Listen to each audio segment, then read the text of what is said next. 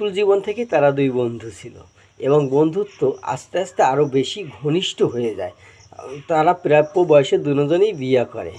তা এক বন্ধুর একটা ছেলে হয় আর এক বন্ধুর একটা মেয়ে হয়। তারা দুজনেই পাকাপাকি কথা দিয়ে রাখে তাদের বন্ধুত্ব ধরে রাখার জন্য, তোমার মেয়ের সঙ্গে আমার ছেলের বিয়ে দেবো আর তোমার ছেলের সঙ্গে আমার মেয়ের বিয়ে দেবো। দুইজনার স্ত্রীর কাছেই বাড়িতে এসে বলেছে, কিন্তু ছেলের মা একটু হিংসুটে ছিল, এই বিষয়টা ততটা গুরুত্ব দেয়নি। কিন্তু মেয়ের মা খুব বুদ্ধিমতী বা জ্ঞানী ছিল, মেয়ের কাছে বলেছিল যে তোর বাবার সম্মান অবশ্যই রক্ষা করতে হবে। এখন ছেলের বাবা আর মেয়ের বাবা দুই বন্ধু এক জায়গায় ঘুরতে গেছে, ঘুরতে গিয়ে গাড়ি অ্যাক্সিডেন্ট হয়ে মরে গেছে। এখন দেখুন তাদের এই মনের আশা কি পূর্ণ হবে? ছেলের মা তো আসলে জিদ ধরে বসে আছে আরও হিংসুটে ধরনের। তাহলে কি হবে? এখন মেয়ের পক্ষ এসে ছেলের বাড়িতে বলেছে, বলে যাওয়ায় মেয়ে বা ছেলে উভয়ের সম্পর্ক ঠিকই আছে, কিন্তু ছেলের মা একটুখানি রেগে গেছে যে এখনই এই সমস্ত সম্বন্ধ হবে না, পরে ভেবে দেখা যাবে। আদৌ কি এই জিনিসটা হবে? হবে না।